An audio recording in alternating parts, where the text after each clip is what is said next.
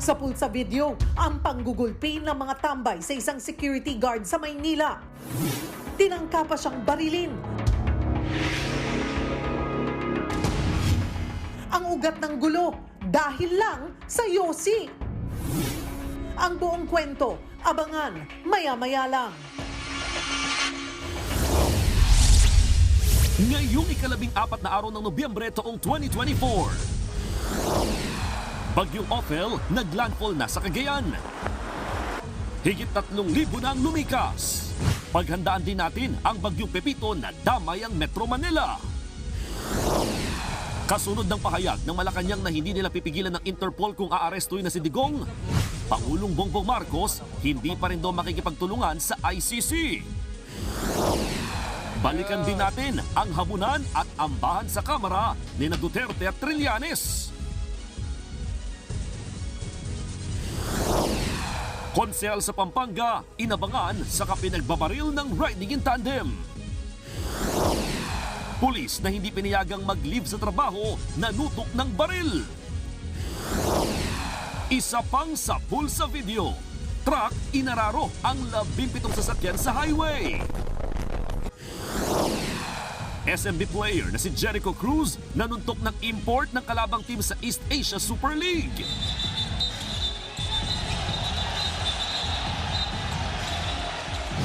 Yan at iba pang frontline news sa sports, ihahatid ng 2-time SEA Games gold medalist na si Jamie Lim. Ito naman ang mainit sa showbiz. James Reid malapit na raw mag-TV comeback kasama si Coco Martin. Because I'm just your half brother? Why do you hate me? Napikon si dating Pangulong Rodrigo Duterte kay dating Senador Antonio Trillanes IV sa Quad Committee hearing kahapon. Gusto raw sampalin ni Digong si Trillanes at sa isang punto, umamba pang mambabato ng mikropono ang dating Pangulo. Punot dulo ng ambahang yan ang hamon ni Trillanes na pumirma ng bank secrecy waiver si Duterte. Nasa frontline ng balitang yan si Marian Enriquez. Gigil at umambang babatuhin ng mikropono ni dating Pangulong Rodrigo Duterte si dating Senador Antonio Trillanes. Nangyari yan sa pagdinig ng House Quad Committee kaugnay ng war on drugs. Si dating Senadora Laila De Lima na inambahan din ni Duterte sa pagdinig, napatitig na lang. Napagitnaan kasi siya ni na Duterte at Trillanes. I'm not comfortable, but I can stay here. Nag-ugat ang mainit na eksena ng hamunin ni Trillanes na pumirma ng bank secrecy waiver si Duterte. Bilyon-bilyong piso raw kasi ang pumasok sa bank accounts ng dating Pangulo at ng kanyang anak na si Vice President Sara Duterte mula 2011 hanggang 2015. Pinapakita raw niyan na nakinabang ang pamilya Duterte sa illegal na droga, bagay na pinabulaanan ni Digong. If there is an ayota of truth. Baski konti lang. Kung may totoo lang baski isa, I will hang myself in front of you. You can summon, I will sign a waiver. All banks. Hamon pa niya, I will resign and I will ask my daughter to resign and everybody in the family. humirit pa si Duterte nang tanungin siya ni Deputy Speaker J.J. Suarez kung handa na siyang pumirma ng bank secrecy waiver. Anong kapalit, sir? Hindi. Sampalin ko siya sa publiko. Hindi, wala naman. Ngayon na. Wala pong ganunan. I'll give you sasampalin ko sa Dito na pansamantalang sinuspindi ang pagdinig. Please observe proper decorum. The proper rules, decorum, will be implemented regardless of who you are. Nagsorry naman ang dating Pangulo nang magbalik ang sesyon. I would like to apologize for the unbecoming. Pagkatapos ng pagdinig, nagkaroon kami ng pagkakataon na matanong si Duterte kung pipirma siya ng waiver. Ang kondisyon daw niya, Lahat, hindi lang ako.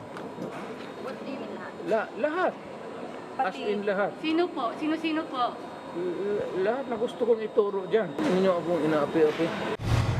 sagot naman ng Quadcom, Hindi naman kami yung under investigation. Kaya talagang mahirap din pong gawin yung sinasabi niya. When he made the statement na he will sign the waiver, alam naman nga natin na dapat tingnan natin muna, ano ba, totoo ba yun? O patawa ba yun? Joke ba yun?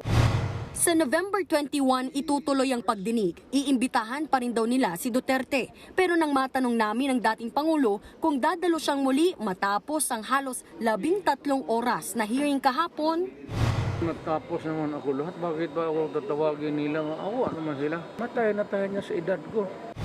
nagbabalita mula sa Frontline, Marian Enriquez, News 5. Mismong si Pangulong Bongbong Marcos muli ang nagsabing hindi makikipagtulungan ang pamahalaan sa investigasyon ng ICC kaugnay sa drug war. Kasunod yan ng naunang pahayag ng Malacanang na hindi nila pipigilan ng Interpol kung aarestuhin ang dating Pangulo. Nasa frontline ng balitang yan, si Maricel Halili. Marami akong pinatay. Ako mismo ang talagang humirit. Harap-harapan. Walang preno si dating Pangulong Rodrigo Duterte nang harap-harapan niyang aminin sa House Quad Committee kahapon na dati na siyang pumapatay. Under oath si Duterte bago nagsalita sa pagdinig ng Kamara. Kaya ayon mismo kay Pangulong Bongbong Marcos, pinag-aaralan na ng Department of Justice kung pwedeng makasuhan si Duterte dahil sa mga sinabi niya sa Quadcom. All of the testimony that was given yesterday really will be taken in and will be assessed to see what in legal terms what is the real meaning and consequence of some of the statements made by PRRD. Batid daw ng Pangulo na marami pa rin ang humihingi ng hustisya sa nangyaring extrajudicial killings ng war on drugs. Kaya kung si Duterte raw ang may gustong sumuko sa International Criminal Court, hindi raw siya pipigilan ng gobyerno. If I am found guilty, I will go to prison and rot there for all time. If yun ang gugustuhin ni PRRD, hindi naman kami haharang doon sa mga ICC. Hindi lang kami tutulong. Panahon pa ni Duterte nang kumala sa ICC ang Pilipinas. Kaya kahit si Pangulong Marcos, dati pang sinasabi na walang obligasyon ng gobyerno na makipagtulungan sa kanila. Pero ayon kay Executive Secretary Lucas Bersamin, ibang usapan daw kung idadaan ng ICC sa Interpol ang warrant dahil may hiwalay tayong kasunduan at obligasyon sa kanila. Under our protocols, the Interpol could effectively request by red notice the local law enforcement agencies to effect the process. Nagbabalita mula sa Frontline, Maricel Halili, News 5. Hindi pa man nakakabangon sa pananalasa ng mga naunang bagyo, binayo na naman ulit ng bagyong Ophel ang Cagayan. At live mula sa Santa Ana, Cagayan, nasa frontline na balitang yan, si Brian Basa. Brian, matindi na ba ang lakas ng ulan at hangin dyan? Julius, maladilubyo ang hangin at ulang nararanasan ng mga taga-Cagayan kasabay ng pagtama ng bagyong Ophel sa lalawigan ngayong araw. Agad nagpatupad ng forced evacuation sa iba't ibang bayan pero may mga residenteng naipit at kailangang tulungan ng mga otoridad dahil nahagip sila at inabot ng masungit na panahon. Pasado alauna kaninang hapon nang unang mag-landfall sa Cagayan ang bagyong Ophel. Sa dulong bayan ng Santa Ana, halos iwas-iwas ng malakas na hangin ang mga puno. Ang mga poste ng kuryente halos mabuwal din, halos wala ring makita sa mga kalsada. Ang mga nilipad na yero at sanga ng puno nagkalat sa daan. Isa sa mga barangay sa Santa Ana na malapit sa Dalampasigan, napakalakas na ng pagbira ng ulan at hangin. Ganito ang itsura ng signal number 5 dahil sa super bagyong Ophel. Maaga namang nagpatupad ng forced evacuation sa mga nakatira sa tabing dagat sa Santa Ana. Kaya ang mga bangkang pangisda isinampa muna sa Pampang para hindi madali kung lumakas pa ang alon. Kanya-kanya ring diskarte ang ibang residente para hindi matanggalan ng bubong. May nagtali ng mga yero at may naglagay ng mga sandbag. Sa huling tala ng Santa Ana LGU, nasa higit 1,300 na pamilya na o mahigit 3,000 residente ang inilikas na. May phobia na rin yung iba. Yung iba, hindi pa naayos gaano yung bahay. Kaya pinamabuting sa evacuation center lang muna sila. Bukod sa Santa Ana, binayo rin ng bagyong Ophel ang ibang mga bayan sa Cagayan. Sa Bugay, sinuong ng mga taga-Coast Guard ang malakas na hangin at ulan para i-rescue ang isang hindi makalakad na bakwit. Maladelubyo sa bayan ng Gonzaga. Pati antas ng ilog, mataas at rumaragasana dahil sa tuloy-tuloy na ulan. Sa munisipyo muna ng Sanchez Mira dinala ang ilang bakwit dahil nasira ang evacuation centers nila nung bagyong Marce. Ayon sa LGU, naghahanap sila ng alternatibong pagdadalhan sa evacuees. Balik tayo rito sa bayan ng Santa Ana. 6 na oras nang nagpapaulan at nagbubuga ng hangin ang bagyong Ophel. Consistent ang downpour at ang hangin dito kaya medyo hirap tayong umikot sa bayan ng Santa Ana.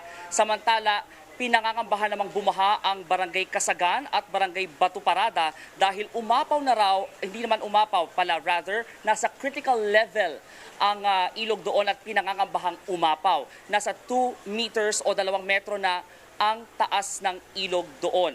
Samantala, state of calamity pa rin ang bayan ng Santa Ana dahil sa bagyong Marce, nagdaang bagyong Marce, kaya handa silang mag-augment o tumulong sa mga barangay na masasaid ang pondo.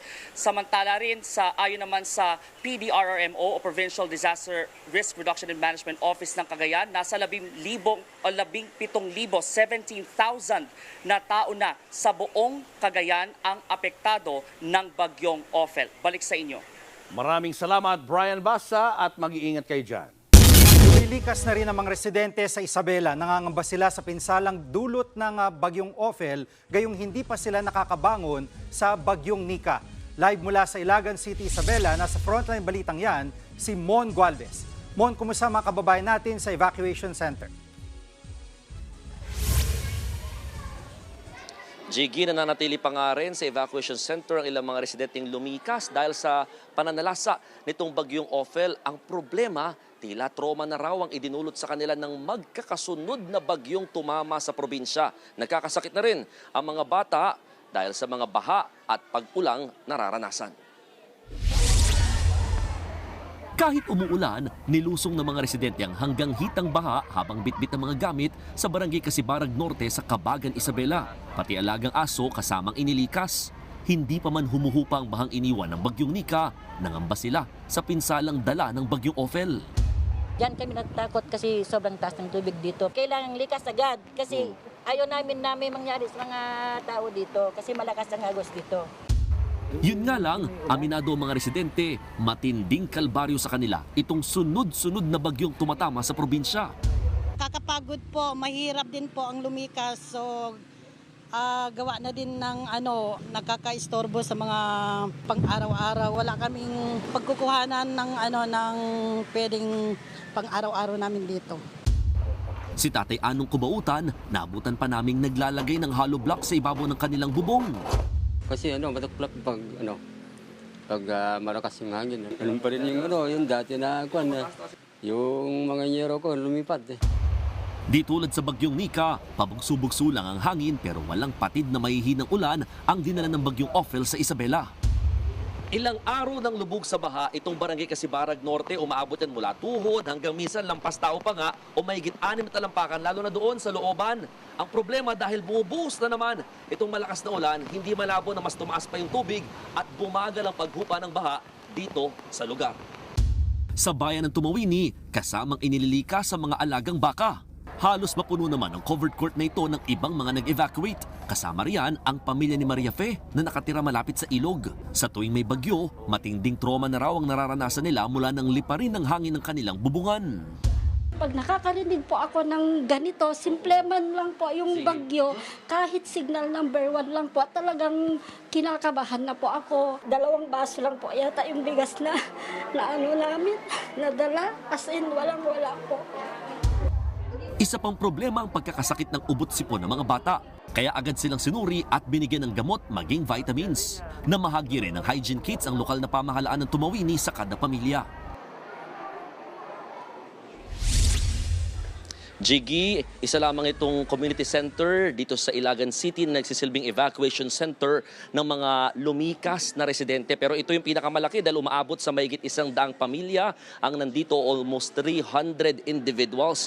Ang kagandahan lamang ngayon dahil tumigil na rin yung ulang nararanasan buong maghapon dito sa malaking bahagi ng Ilagan City, posibleng bukas o sa mga darating na araw magsisibalikan na rin daw sa kanilang mga bahay itong mga nagsilikas na residente. Yun nga lang, dahil sa banta ng panibagong bagyong Pepito na posibleng maranasan pa rin dito sa probinsya, baka magsibalikan daw ulit dito sa mga evacuation center ang mga apektadong residente.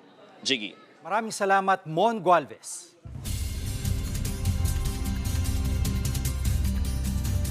Naglandfall na ang bagyong Ophel sa Bagao, Cagayan. Nasa Bagao pa rin ito hanggang ngayon. Humina ang hangin ng bagyo pero lumakas ang bugso nito. Nananatili naman sa labas ng bansa ang Tropical Storm Manyi. Malapit yan sa bahagi ng Mindanao. Nakikita itong papasok sa Philippine Area of Responsibility mamayang gabi at tatawaging bagyong Pepito. Samantala, bagyong Ophel pa rin ang nagpapaulan sa malaking bahagi ng Northern Luzon. Localized thunderstorms naman ang nakakaapekto sa Metro Manila. Patay ng tambangan ng riding in tandem ang isang konsehal sa Arayat, Pampanga. Nadamay rin pati ang isang kapitan ng barangay. Nasa frontline ng balitang yan si Dave Abuel. Hagip sa CCTV ang pagdaan ng puting SUV sa tapat ng Barangay Hall sa Telapayong Arayat, Pampanga umaga noong Martes. Nagmaniobra ang SUV at pumarada sa gilid ng kalsada. Pero sinusundan at inaabangan na pala ito ng riding in tandem. Pumwesto sila sa gilid ng ambulansya habang tila sinisipat kung sinong sakay ng SUV. Maya-maya, lumapit ang motor sa SUV saka pinagbabaril ang dalawang lalaking sakay nito. Agad tumakas sa mga sospek. Hindi na nahagip sa CCTV pero bumulagta sa kalsada ang isa sa mga biktima. Siya si Federico Hipolito, konsehal ng Arayat. Habang ang kasama niya, nagawa pang makatakbo sa Barangay Hall kahit may tama ng bala sa kamay. Siya naman si Julito Trinidad, kapitan ng Barangay Batasan. Dinala sila sa ospital pero namatay si Hipolito. Ayon sa barangay, dadalo sana ng medical mission ang mga biktima. Nasa 7 hanggang 8 putok daw ng baril ang pinakawalan ng mga sospek. Palaisipan pa kung ano ang motibo sa krimen. Mabait daw po itong si konsehal at tahimik with regards to the motive. Tinitingnan pa po namin lahat. Pinaghahanap na ng mga otoridad ang mga sospek. Nagbabalita mula sa frontline, Dave Abuel, News 5. Planong magpasa ng resolusyon ng Metro Manila Council na hikayat sa mga LGU sa Metro Manila na ipagbawal ang pagtayo ng isang tao para mag-reserve ng parking slot. Kasunod yan ng mga nag-viral na away parking at ngayong mag-holiday season. Nasa frontline ng balitang yan si JC Cosico. Sa viral video na ito, tila may hinihintay ang nakatayong babae sa bakanteng parking slot. Binusinahan siya ng driver. Pero deadma ang babae, kaya nagdire-diretso ang sasakyan hanggang sa makaparada. Napagilid na lang ang babae. Ito pang isang nag-viral sa isang sementeryo sa Las Piñas. Nakatayo sa bakanteng parking space ang babae para mag-reserve pero nakipagmatigasan siya sa SUV na paparada rin.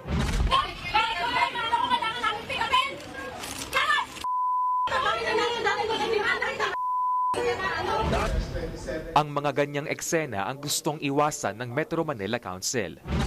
Kaya plano nilang magpasa ng resolusyon na maghihikayat sa mga lokal na pamahalaan sa NCR na ipagbawal ang pagtayo ng isang tao para makareserba ng parking slot. Nais rin nilang mapatawan ng parusa ang mga lalabag. Ayon kay MMDA Chairman Romando Artes, gusto nilang magkaroon ng iisang ordinansa ang mga LGU. Nung tinignan namin yung pong comments doon sa video, tuwan-tuwa yung reaction ng mga tao eh. So, ang thinking namin, hindi na dapat umabot sa ganon. Kasi kung ganon ang reaction ng tao, ibig sabihin they are approving yung violence. Plano rin ng MMDA na makipag-ugnayan sa mga pamunuan ng mall. Ang balak na yan ng NMC, pabor sa ilang motoristang nakausap ng News 5. Makaka-istorbo ka rin kung halimbawa emergency yung paparada ron tapos bigla kang tatayo. Kung bigla kang masagasaan dyan. Magmumula ng pag-aaway yun eh. Hindi naman siya sasakit, tao siya. Pag-aaralan pang maigi sa ngayon ang gagawing ordinansa. Nagbabalita mula sa Frontline, JC Cosico, News 5. Para maghatid ng mainit na Frontline News sa sports, isa pang world-class Pinay athlete ang makakasama natin ngayong gabi. Yan ay walang iba kundi ang 2-time SEA Games gold medalist sa karate na si Jamie Lim. Jamie? Thanks, Julius. Nagkainitan ang players ng San Miguel Beermen at Taoyuan Pilots sa East Asia Super League kagabi.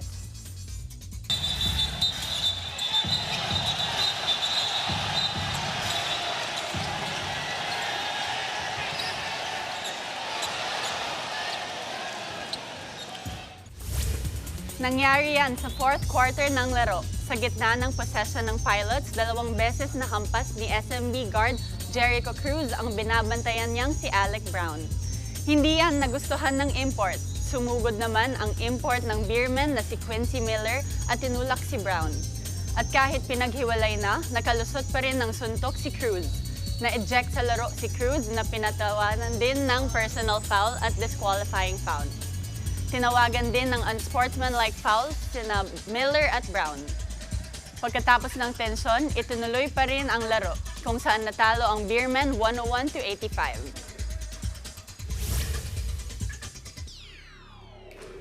Heto ang isa pang aksyon sa sports. Magbabalik sa ring ang boxing legend na si Mike Tyson para labanan ang YouTuber na si Jake Paul. Ito ang unang laban ni Iron Mike halos 2 dekada mula nang magretiro siya. Sa kanilang press conference, kumpiyansa ang 58-year-old na si Tyson na matatalo niya ang 27-year-old na YouTuber. May record si Tyson na 50 wins, 6 losses at 44 knockouts. Habang may 9 na panalo at 1 talo naman si Jake Paul. Counted sa professional record ni Tyson at Paul ang magiging resulta ng laban. Gaganapin ang laban sa AT&T Stadium sa Texas sa Sabado, oras dito sa Pilipinas, at mapapanood sa Netflix. Diyan lang kayo mga kapatid, marami pa tayong news, sports sa mamaya. Showbiz, eto na nga! Mga kapatid, eto na nga ang mga nagniningning na showbiz balita ngayong Huwebes. Pasok po sa hot picks ng Missology na isang samahan ng mga pageant analyst ang ating pambato sa Miss Universe na si Chelsea Manalo. Say nga ng fans, perfect fit kay Chelsea. Ang bagong corona ng pageant, nagawang Pinoy. Nasa frontline na balitang yan, si MJ Marford. This crown represents so much in terms of unity, in terms of confidence, in terms of integrity. And it's called the light of infinity. Ayan na nga! Inilunsad na ang pinakabagong corona ng Miss U. Sa social media account ng pageant, pinasilip kung paanong metikulosong ginawa ang bagong corona na proudly Filipino-made. Sakto naman sa kulay ng bagong corona. Very golden ang paandar ng ating pambato na si Chelsea Manalo sa kanyang photoshoot session video. Ang say ng pageant fans, bagay for the crown. Mukha namang agree riyan ang mga pageant expert ng Missology. Pasok sa kanilang top 10 hot picks para sa Miss UC Chelsea. Kaya naman push lang ng push si Chelsea. Napayo rin ang ating Miss U 2023 top 10 finalist na si Michelle D. Araw na lang po, lalaban na po si Chelsea Manalo and I'm hoping that she brings home the 5th crown. I know that she comes with a lot of armor. Sa ibang issue, may say naman si Michelle sa bagong rules ng pageant na effective sa 2025. Dapat ang mga kandidata ay magmumula sa mismong bansa kung saan sila pinanganak. Yes and no. It depends on the certain limitations, but Of course, if there is a Filipino that's born in a different country, who are we to limit them to representing the country they love? Sa linggo malalaman kung sino ang bagong magiging Miss Universe. Nagbabalita mula sa Frontline. MJ Marfori, News 5. Susunod, si Q ginulpi at tinangkapang barilin ng 3 tambay sa pulyan sa CCTV.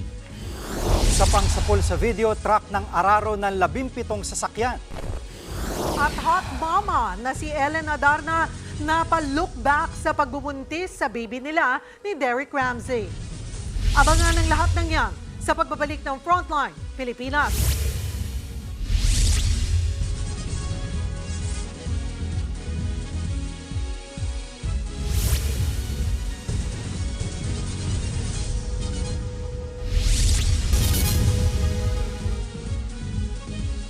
Mga kapatid, Julius Babaw po, nasa Middle East o saan mang dako ka ng mundo, manatiling may alam at may pakialam sa mga mainit na balita dito sa ating bansa.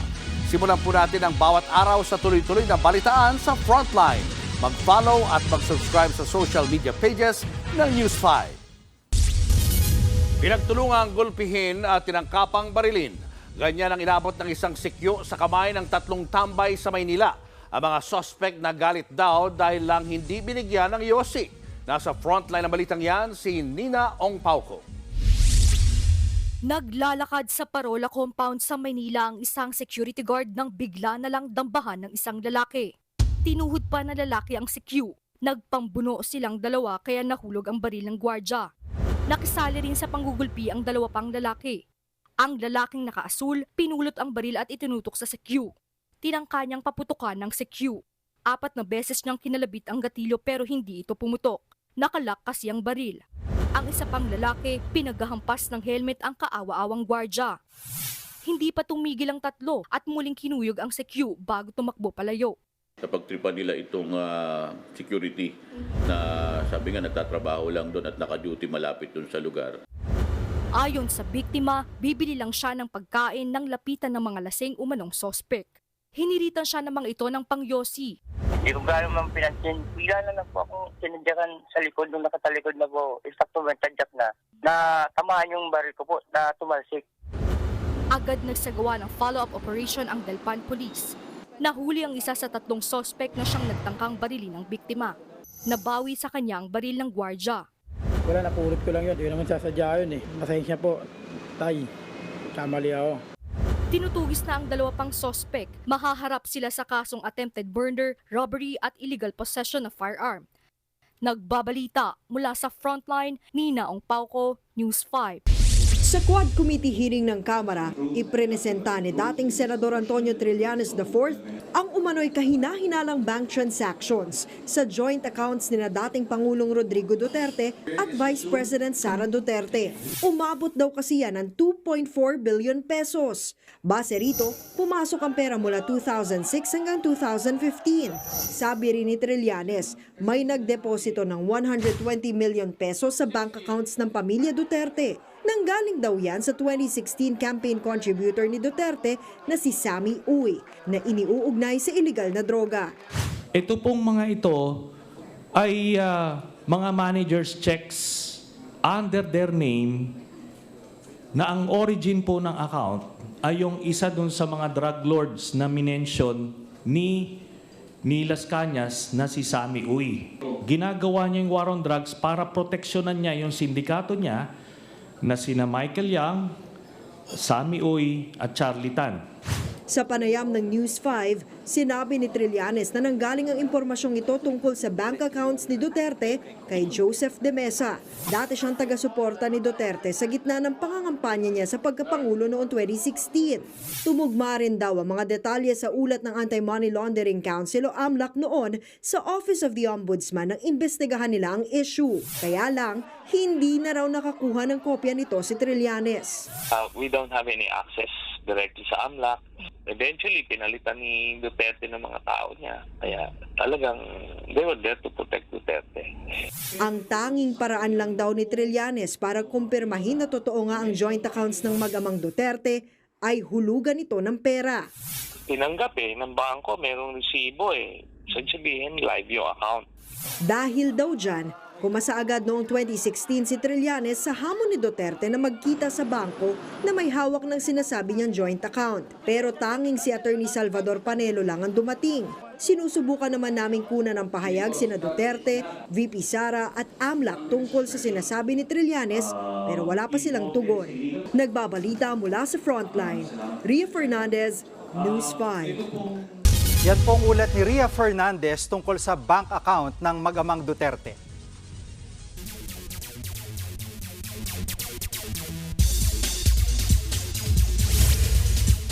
Match day 3 na ng PVL All-Filipino Conference.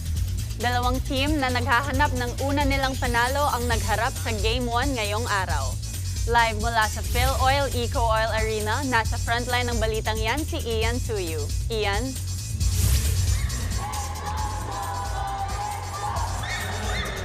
Jamie, patuloy ang matinding hampasan dito sa PVL All-Filipino Conference. Yan nga ay sa pagitan ngayon ng Chocomucho Flying Titans at ng High Risers Galleries Tower kung saan umabot na sa 5th set. At sa ngayon, kakapanalo lang po ng Chocomucho sa score na 12-15 para makuha ang kanilang unang panalo ngayong season. Simula pa lang, naging matindi na ang bakbakan kung saan nakuha ng Galleries ang first set sa score na 29-27. Sumagot naman ang Chocomucho at naipanalo ang second at third set 25-20 at 25-19.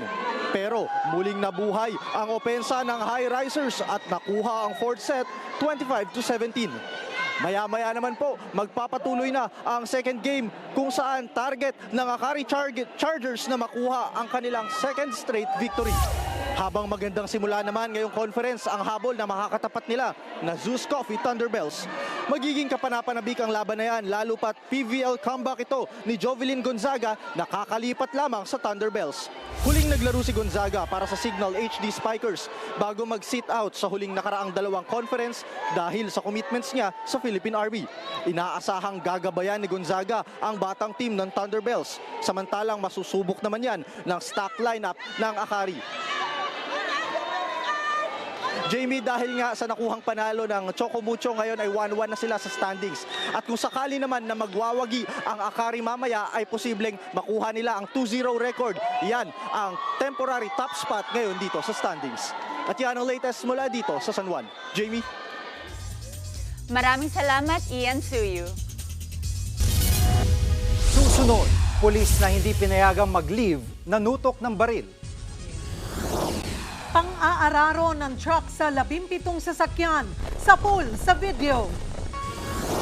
At Andrea Brillantes, nag-ala Marimar.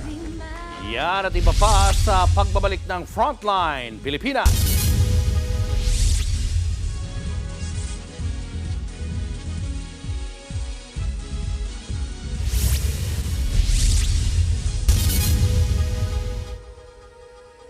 Mga kapatid, Julius Babaw po. Nasa Middle East o sa amang dako ka ng mundo, manatiling may alam at may pakialam sa mga mainit na balita dito sa ating bansa. Simulan po natin ang bawat araw sa tuloy-tuloy na balitaan sa Frontline. Mag-follow at mag-subscribe sa social media pages ng News 5. Arestado ang isang pulis sa Cagayan de Oro matapos manutok ng baril nang hindi siya pinayagang mag-leave. Naghain ng 5 araw na leave of absence si Police Staff Sergeant Teddy Dorato. Hindi siya pinayagan ng kanyang senior officer dahil may nauna nang a-absent sa kaparehong petsa. Hindi raw pwedeng sabay silang mag-absent dahil magkukulang sa kanilang hanay. Agad dinisarmahan ang natutok na pulis. Mahaharap siya sa reklamong grave threat at alarm and scandal. Posible rin siyang matanggal sa pwesto. Nabulabog naman ang bomb threat ang isang private school sa Davao City kaninang umaga. Nakatanggap ng message online ang pamunuan ng eskwelahan na may mga estudyante umunang nagtanim ng bomba. Agad nagkansela ng klase ang eskwela. Rumesponde naman ang mga miyembro ng Explosive Ordnance Division ng Davao City Police kasama ang mga K9 unit. Walang bombang nakuha sa paaralan. Wala ring nasaktang guro at estudyante. Inaalam na kung sino ang nasa likod ng nasabing bomb threat. Magpapasko na at ngayon pa lang tumataas ng presyo ng mga pagkaing pang Noche Buena. Balikan natin ang Frontline Report ni Kari Cator. Nagdadalawang isip na si Baby Velasquez kung maghahanda pa siya sa Pasko. Bukod sa nakakapagod daw magluto, gusto rin niyang makatipid. Siguro matutulog na lang. Kuminsan naman siguro, pwedeng magluto ka lang ng spaghetti, para pang-merienda na lang, salad. Sa supermarket sa Quezon City kung saan namimili si Baby, nagmahal na ng hanggang 50 pesos ang ilang Noche Buena items. Ang isang hamon umaabot na ng halos 650 pesos. Nasa 300 hanggang halos 500 pesos naman ang queso de bola. Ang regular na queso, higit 100 pesos depende sa size. Maging ang pasta at macaroni tumaas din. Bahagyang nagmahal din ang bentahan ng spaghetti at tomato sauce nang hindi bababa sa 25 centavos. Humigit kumulang 2 piso naman sa mayonnaise at fruit cocktail. Ang all-purpose cream tumaas ng 3 piso. Bumaba naman ang presyo ng ilang brand ng sandwich spread ng hanggang 6 pesos. Ayon sa isang supermarket group, nagmahal ang karamihan sa Noche Buena items dahil sa mas mataas na input o production costs. Inflation was pretty, aggressive first part of the year. Hindi mo maiwasan na maaaring mag-adjust ang mga manufacturers. Pero nangako raw ang ilang manufacturer ng meat products kabilang ang hamon na hindi na ito magtataas presyo sa papalapit na Pasko. Hindi pa matiyak ng supermarket group kung ano-anong Noche Buena items ang posibleng lalo pang magmahal. Kaya naman pinapayuhan ang mga consumer na mamili na raw ng paunti-unti. Maglalabas ang Department of Trade and Industry ng bagong price guide para sa Noche Buena items sa mga susunod na araw. Nagbabalita mula sa Frontline, Kari Cator, News 5. Showbiz, eto na nga! Mga kapatid, eto na nga, panalo ang pag-aalamarimar ni Andrea Brillantes. Marimar, ako po si Marimar. Lumaki sa tabing dagat, sa lolo't lola na mulat. Di nagkulang sa pangaral, busog sa pagmamahal. Marimar! Full production ang paandar ni Andrea sa pagiging Marimar. Ang video shoot pa sa isang dalampasigan. Ang transformation na yan ng aktres, pagbabalik tanaw niya sa mga nausong makeup transformation trend ngayong taon. Bago po ito, nauna niyang inilabas yung video niya as a Y2K kid na nauso ring trend na look this year. Ang mga video na yan ni Andrea, pinusuan naman ng daang-daang libo niyang fans. Eto pa nga, naiuwi ng aktor na si John Lloyd Cruz ang Best Lead Performance Award sa Q Cinema International Film Festival. Ang nasabing award ay katumbas ng Best Actor Award. Para po yan sa pelikulang Money Slapper sa direksyon ni Bor Ocampo na lumaban sa Asian Next Wave category. Ayon po sa award-giving body, ang fearless portrayal ni John Lloyd ang nagbigay ng lalim sa dark humor ng pelikula. Co-star ni John Lloyd sa pelikula ang aktres na si Jasmine Curtis Smith. Co-creative producer din ang aktor sa pelikula. Congratulations Lloydie at sa buong team ng Money Slapper. Susunod, James Reid excited sa kanyang TV comeback. Primetime King Coco Martin, posible niyang makasama? Perfect pasyalan ngayong Pasko. Tara na sa Fountain of Light sa Santa Rosa, Laguna. Tutok lang mga kapatid, magbabalik pa ang Frontline Pilipinas.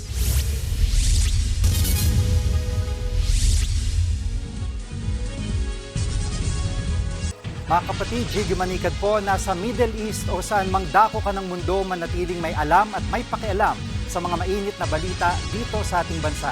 Simulan natin ang bawat araw sa tuloy-tuloy na balitaan sa Frontline. Mag-follow at mag-subscribe sa social media pages ng News 5.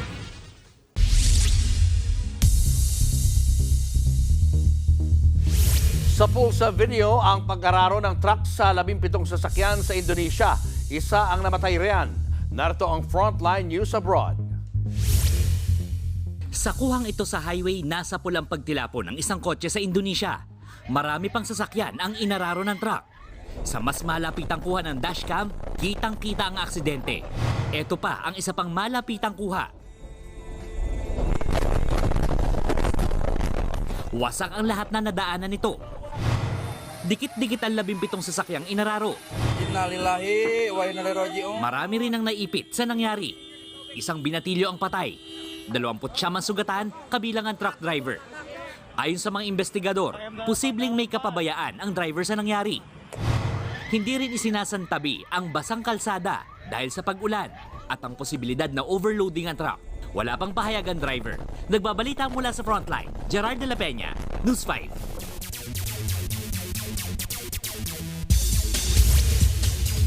Nilinaw ng San Antonio Spurs kung bakit hindi nakasama sa nakaraang games ng koponan ang head coach nilang si Greg Popovich. Ayon sa Spurs, nagpapagaling si Coach Pop mula sa mild stroke. Na-stroke daw ang veteran coach noon pang November 2. Hindi pa raw masabi ng Spurs kung kailan nakakabalik ang kanilang head coach, pero kumpiyansa raw silang makaka-recover siya. Humihiling din sila ng privacy para kay Coach Pop at sa kanyang pamilya.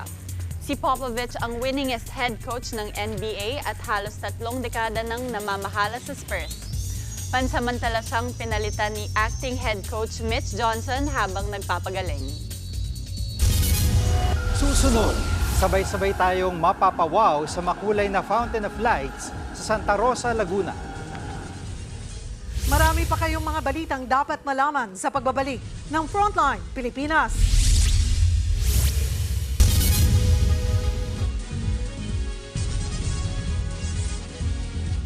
Mga kapatid, Jig Manikad po, nasa Middle East o saan mang dako ka ng mundo manatiling may alam at may pakialam sa mga mainit na balita dito sa ating bansa. Simulan natin ang bawat araw sa tuloy-tuloy na balitaan sa Frontline. Mag-follow at mag-subscribe sa social media pages ng News 5. Ay naku mga kapatid, bukas na po ang dinarayong high-tech lights show sa Laguna, ang Nuvali Fountain of Lights.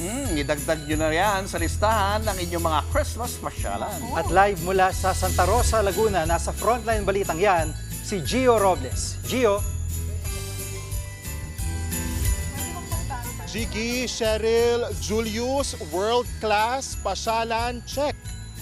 Para sa pamilya at barkada, check. At hindi malayo sa Metro Manila, check na check. Kaya tara na po dito sa Nuvali Fountain of Lights sa Santa Rosa, Laguna. Bandang 6:00 kanina nang pailawan ang makulay na water screen fountain na makikita nyo sa likuran ko. Light, sound, and water show ito na talagang mapapawaw ang mga manunood, lalo na mga chikiting at kids at heart. Gamit ang projecting system na may 3D optical effect, tila nakalutang ang mga imahe na lumilitaw. May 2 palabas na dapat abangan sa Fountain of Lights Festival, ang Dragons of Prosperity Show at Journey to Toy Island Show. Agaw atraksyon din, Jiggy, dito ang mini theme park kung saan pwede maglaro ang mga bata. Cheryl, may mga Christmas display din na perfect pang My Day at Instagram stories. At Julius, patok din sa mga bata ang mga cute na mascots. Sakaling gutumin ka naman, may food stalls na pwedeng kainan. Ramdam na talaga dito ang Pasko sa Nuvali Lakeside. Higit 1 oras lang ito mula dyan sa Metro Manila. Tuwing Biyernes, Sabado at Linggo, ang Fountain of Lights Festival mula 6:00 ng gabi hanggang 10 p.m. Magtatagal ito hanggang January 5, 2025. Kaya Jiggy, yayain mo na si Julius at si Cheryl. Punta na kayo dito sa Santa Rosa, Laguna. Balik sa inyo dyan. Ayan. Mukhang maganda nga ron. Oo nga. Maraming salamat, Gio Robles. Siguradong pupuntahan mo yan, malapit lang eh. Oo nga, kapit-bahay mo lang yan eh. Ito si Jamie. Meron ka bang i-date doon sa Laguna? Ay, i-date sa Laguna? Pwede naman. Si Jamie ho ay anak ng ating idol na si Samboy Lim. Yes. Oo. Oo. At magaling sa karate. Karate. Si Samboy ba, nung maliit ka pa lang, ginaguide ka ba niya? Nagko-coach ng karate? Hindi naman. Pero minamasahe niya ako. So sabi niya, kaya mo yan. Ba't hindi ka nag-basketball? Nag-try po ako mag-basketball, pero puro lalaki yung mga kaklase ko. Ayaw ni mommy. Sabi niya, switch sport tayo. Ngayon ba, minsan naglalaro ka rin? Ang hirap eh. Ang hirap lumilipad sa air? Tama na skywalk. Di ba natatakot ang mga manliligaw mo dahil karate yung sports? Natatakot. Kay mommy, matapang si mommy. Schoolmate natin to, Papo, taga-UP din. Oy, hello.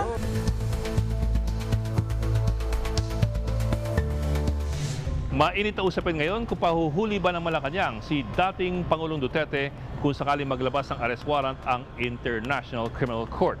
Pero teka, paano yan? March 2019 pa nang umalis tayo mula sa ICC. May lusot po riyan na mismong ang Malacanang ang nagsiwalat. Ayon mismo kay Executive Secretary Lucas Bersamin, kung idadaan ng ICC ang kanilang arrest warrant sa Interpol, obligado ang Pilipinas na sumunod. Sinigundaan pa yan ni Justice Secretary Boying Remulla. Oras raw na idaan ng ICC ang request sa Interpol, kailangan itong ipatupad ng gobyerno ng Pilipinas. Dahil bagamat umalis tayo sa ICC, miyembro pa rin tayo ng International Criminal Police Organization or Interpol mula pa noong 1952. At ang dalawang yan, may kasunduan mula pa noong 2004 na magtulungan sa paghahanap at pagpapahuli ng mga pugante. Pero para po malinaw, hindi pulis pangkalawakan ang Interpol. Hindi po sila mga armadong tao na umiikot sa kung saan-saang bansa para dumampot ng mga pugante. Ang Interpol ay isang network ng sari-saring police organization sa buong mundo na magtutulungan at magpapalitan ng impormasyon. At di gaya sa pelikula, hindi ang Interpol ang mismo mag-aaresto. Wala po silang arresting powers. Ang gagawin lamang ng Interpol ay maglalabas ng mga notice sa kanilang halos 200 member countries. May 8 klaseng notices na nilalabas ang Interpol.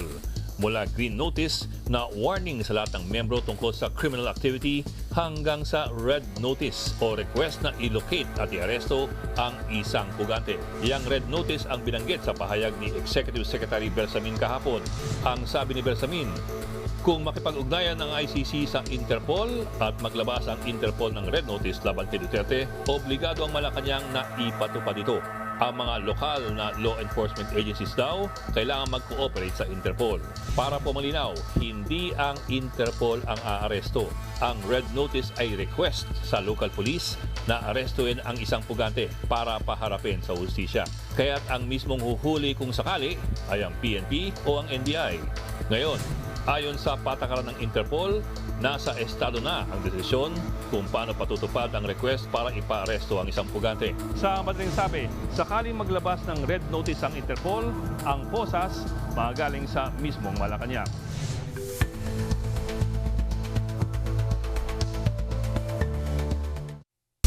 Itinutulak ng ilang senador na ibalik sa 50 billion pesos ang pondo para sa AFP Modernization Program. Yan ay matapos bawasan ito ng Kamara ng 10 bilyong piso. Nasa frontline ng balitang yan, si Mayan Los Baños. Gusto ng ilang senador na ibalik ang 10 bilyong pisong ibinawa sa pondo ng Armed Forces of the Philippines Modernization Program. Para sa taong 2025, 50 billion pesos ang panukalang budget para dito pero ibinaba ito sa 40 billion pesos ng Kamara. Ayon kay Senator Bato de la Rosa, 7 proyekto raw ng AFP modernization ang maapektuhan dahil sa budget cut. Kabilang ang pagbili sa ilang equipment at dagdag aircraft at combat vehicles. We are aiming for is at least to have that minimum credible defense posture, how this reduction of 10 billion pesos would impact our priority acquisitions. Cyber systems and projects for forward support equipments and aviation engineering equipments, additional aircraft, joint tactical combat vehicles, and radar basing support systems. So ito yung 7 projects that would be impacted by the reduction of our modernization fund by 10 billion pesos. Dagdag pa ni Senator De La Rosa na de-delay na tayo sa timeline para sa AFP modernization. Dapat kasi sa panahong ito, nasa Horizon 3 na tayo, pero hindi pa raw tapos ang Horizons 1 at 2. But still, we are zero completion rate. Wala pa tayong nakompleto dyan sa Horizon 3. Sabi naman ni Senator G.V. Ejercito, kailangan ng paspasan ng modernisasyon ng AFP dahil nakafocus ito sa ating external defense. Mainit pa rin daw kasi ang tensyon sa West Philippine Sea. We are not here, hindi naman natin inaambisyon na tapatan po ang China in terms of military might. Sila po ay superpower, tayo po ay third world country. But again, we do support, of course, the aim of the armed forces to have that minimum credible defense posture. Plano nila Ejercito at De La Rosa na padagdagan ang pondo ng AFP Modernization Program sa period of amendments. Bukod pa yan sa plano nilang ipabalik ang 10 bilyong pisong tinapyas dito. Nagbabalita mula sa Frontline, Mean Los Baños, News 5. Inimbitahan ni U.S. President Joe Biden si U.S. President-elect Donald Trump sa White House sa Washington, D.C. sa Amerika. Binati at nakipagkamay si Biden kay Trump sa kanangako ng maayos na transition o paglilipat ng kapangyarihan para sa susunod na administrasyon. Nagpasalamat naman sa kanya si Trump.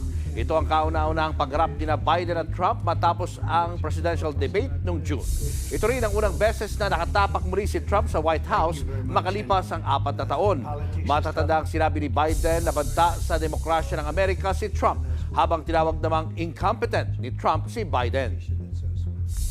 Patay ang mahigit 30 sa pananagasa ng SUV sa China. Ang suspect, isang lalaking senior citizen na malungkot daw dahil broken-hearted. Narito ang Frontline News Abroad.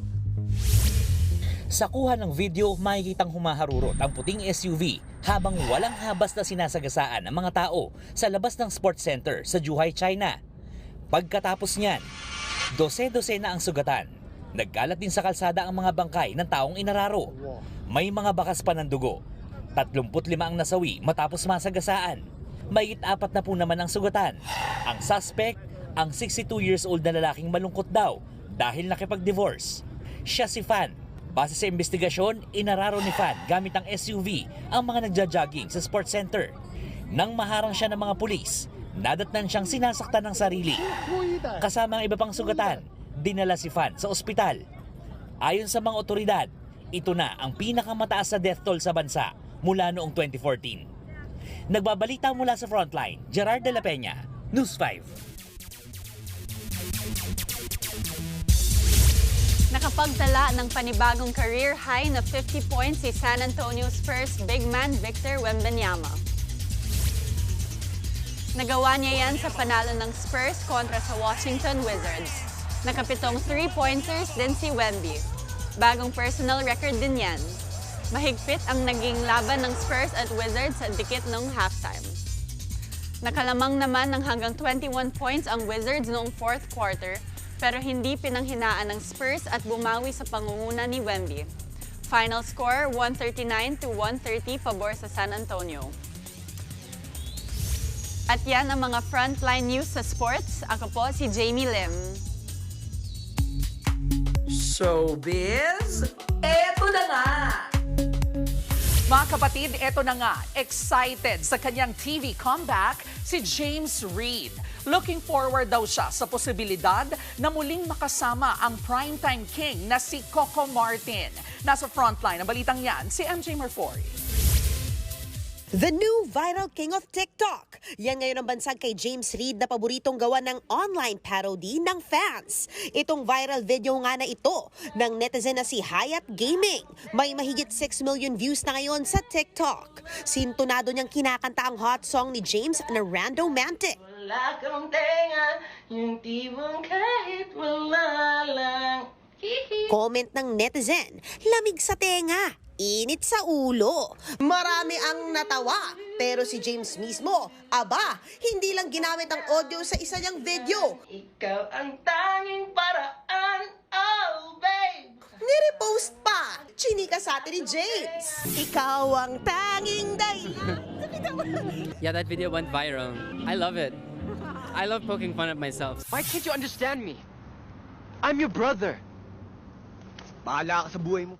Isa pang nag-viral uli recently, ang Inglesan na eksena nila ni Coco Martin sa pelikulang Beauty and the Bestie. Namiss tuloy ni James ang pag-arte. There's like a high you get from acting, but then especially in the long form series, I think in those long form series you really get to dive into a character. Dahil all signs are pointing for a TV comeback, interesado raw uli si James na makasama si Coco Martin. At soon, baka magkatotoo ito. What I can share so far is that I think it's being considered.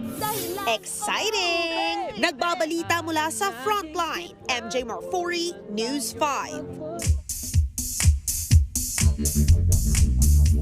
Mga kapatid, big buzz sa pageant world ngayon ang pinakabagong Miss Universe crown. Ito po kasi ang kauna-unahang koronang gawa sa Pilipinas. Pang-13 na ito sa lahat ng mga naging korona ng itinuturing na pinaka-prestihiyosong beauty pageant sa buong mundo. Yung una, classic na corona mula po sa Russia na tinawag na Romanov Imperial Nuptial Crown. Literal na mula sa Russian monarchy. 1953, iconic iyong metal bronze na corona na Romanov Diadem Crown. Sumunod dyan, yung tinawag na Star of the Universe Crown. Tsaka naman yung The Lady Rhinestone Crown.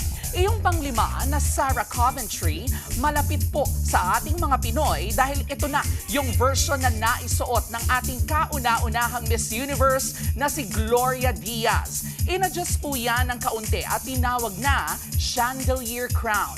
Yan naman na yung naiputong sa ating second Miss Universe na si Margie Moran noong 1973. Fast forward noong 2002 kung saan inilunsad iyong Japan-made na Mikimoto Crown na naisuot naman ng ating Miss Universe 2018 na si Catriona Gray. Pero bago po ang moment na yan, noong 2008, nagamit iyong Cow Fine Jewelry Crown, then the following year, ipinakilala naman iyong Peace Crown na may synthetic rubies. Isa pang iconic Miss Universe crown, iyong DIC crown na naisuot naman ng ating ikatlong Miss Universe na si Pia Wurtzbach noong 2015. 2019 naman nang magamit iyong Power of Unity crown.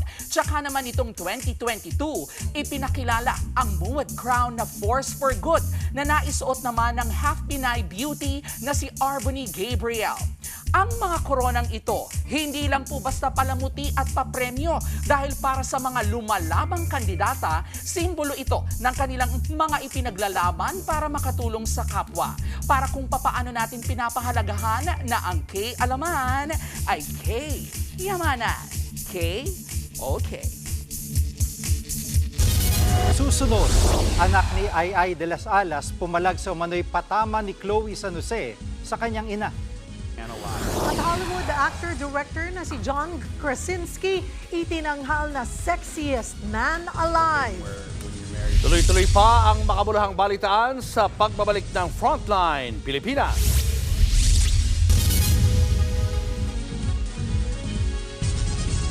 Mga kapatid, Cheryl Cosim po. Nasa Estados Unidos, Canada o saan mang dako ka ng mundo, manatiling may alam at may pakialam sa mga mainit na balita dito sa ating bansa.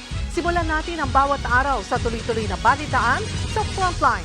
Mag-follow at mag-subscribe sa social media pages ng News 5. Nasagip ng mga otoridad ng mga batang lalaki na ginagamit sa pagbebenta ng ilegal na droga sa Talisay City, Cebu. Napatay naman ang suspect na nag-uutos sa mga biktima. Nasa frontline ng balitang yan si John Aroa.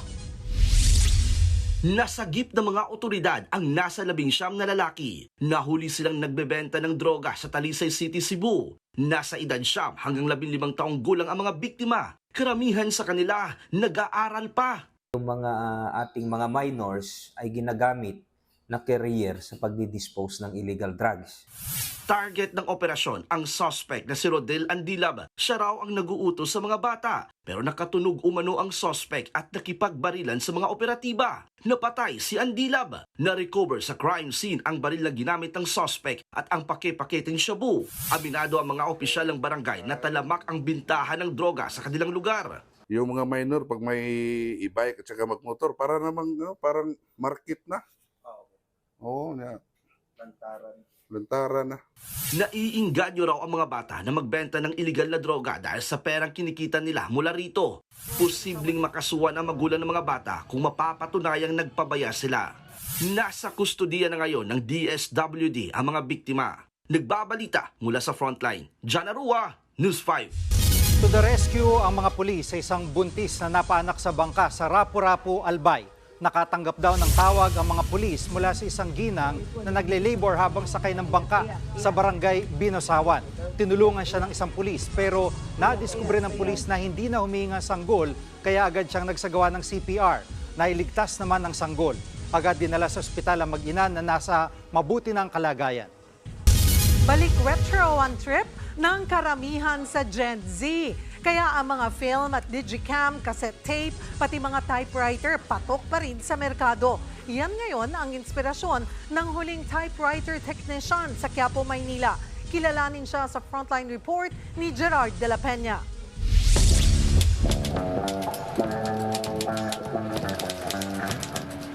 Ang QWERTY era ay hindi nag-umpisa sa telepono o computer, kundi sa panahong naimbento ang makinilya. At kasabay ng paglapat ng bawat titik sa pahina ay ang lumalagutok na tunog sa kada pindot. Ayaw mo magkamali dahil wala itong backspace o delete button. Lumang makina na, pero ngayon ay kinahihiligan ng ilang Gen Z na nagpapanumbalik daw ng sigla sa shop ni Gerald de la Cruz, ang sinasabing huling typewriter technician ng Quiapo, Maynila. 26 years na akong gumagawa ng typewriter dito sa Comandante Street. Ang hindi ko makakalimutan yung ginawa ko na from US, 1886 pa yun eh. Sobrang hirap niya gawin, matagal. First time ko lang makakita ng ganung typewriter eh. Rare talaga, 1886 eh. Sa shop na ito, pwedeng-pwede mong ipa-repair at ipa-restore sa gusto mong disenyo ang natatago mong typewriter. Sa tagal ng technician ni Gerald, nagkaroon na rin siya ng mga suking celebrities. Iba yung feeling niya, may takatak na maririnig.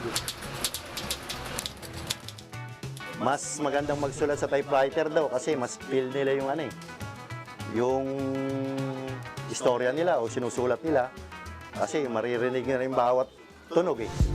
Natabunan man ng modernong computers ang typewriter, wala pa siyang planong talikuran ang halos 3 dekadang hanap buhay.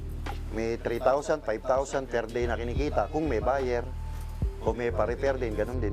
Pero hindi sa loob ng isang linggo meron, wala. Taas noong ipinagmamalaki ni Gerald na sa marangal na trabahong ito ay napatapos niya sa pag-aaral ang mga anak. Yung 2 anak ko graduate na eh.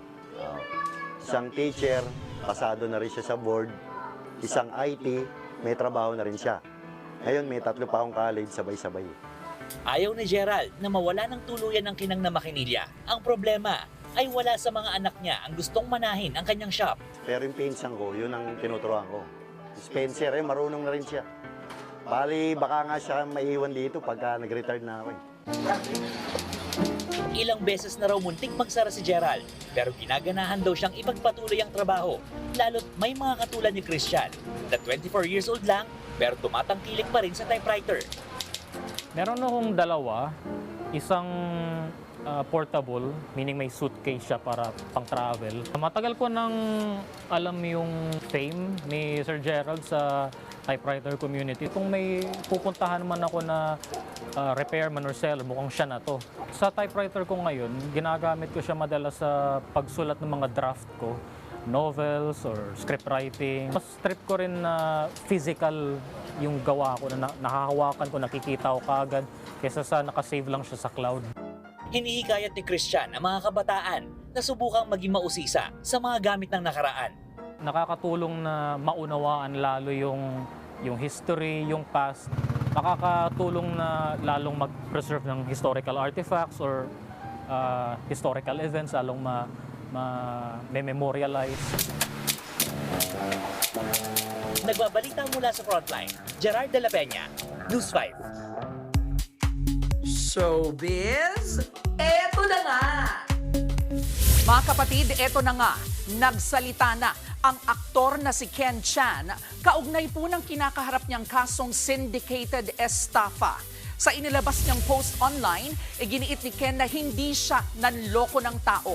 Anya, sadyang nalugi at hindi nagtagumpay ang kanilang sinimulang negosyong cafe. Ang dahilan umano nito, may ilan siyang business partners na nagplano para pabagsakin ang kanilang kumpanya. Ilalahad daw niya ang iba pang detalye sa ibang pagkakataon habang patuloy raw siyang sinisiraan ng ilang tao. Paglilinaw pa ni Ken, hindi raw niya tinatakasan ang kanyang kaso. Kasunod po nito, humingi ng paumanhin si Ken Chan sa lahat ng mga kumpanya at brand na naapektuhan sa issue. Pangako po niya, patuloy siyang lalaban. Ngayong linggo lang nang maglabas ng warrant of arrest laban kay Ken Chan pero hindi siya dinatnan ng mga otoridad. Ito pa, usap-usapan ng mga marites online ang tila patamang post daw ng girlfriend ni Carlos Yulo na si Chloe San Jose laban kay Ai de las Alas. Kasunod po yan ng kumpirmasyon ni Ai sa hiwalayan nila ng asawang si Gerald Sibayan. Ayon daw sa post, indirectly sinabi ni Chloe na tila nakarma si Ai. Sa isang artikulo ng PEP, nabanggit na naka-friends of friends ang nasabing post kaya hindi na po ito makikita online. Nag-ugat yan sa unsolicited advice daw ni Ai kay Chloe tungkol sa away ng boyfriend niyang si Carlos Yulo at ina nito. Pumalag ang anak ng comedy queen na si Sofia sa post ni Chloe. Hamon nga po ni Sofia, kung matapang daw si Chloe, i-public daw niya ang kanyang post. Sumagot naman si Chloe na nag-message siya kay Sofia.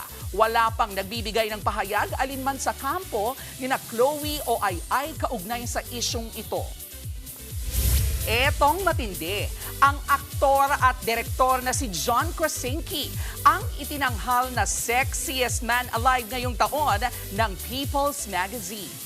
Sa isang pahayag, sinabi ni John na hindi siya makapaniwala sa karangalang ito.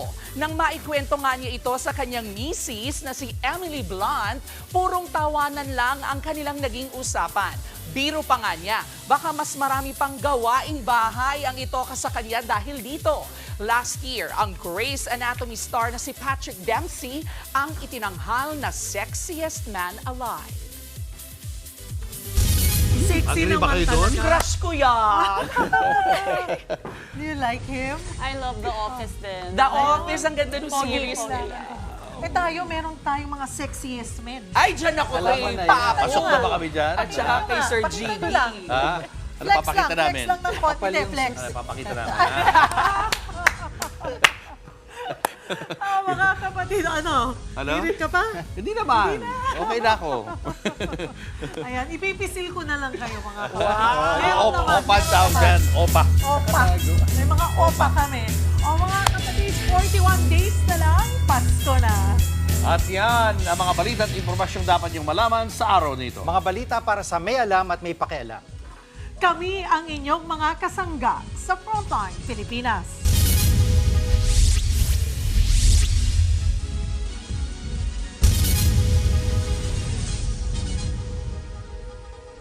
Mga kapatid, Cheryl Cosing po. Nasa Estados Unidos, Canada o saan man dako ka ng mundo, manatiling may alam at may pakialam sa mga maiinit na balita dito sa ating bansa.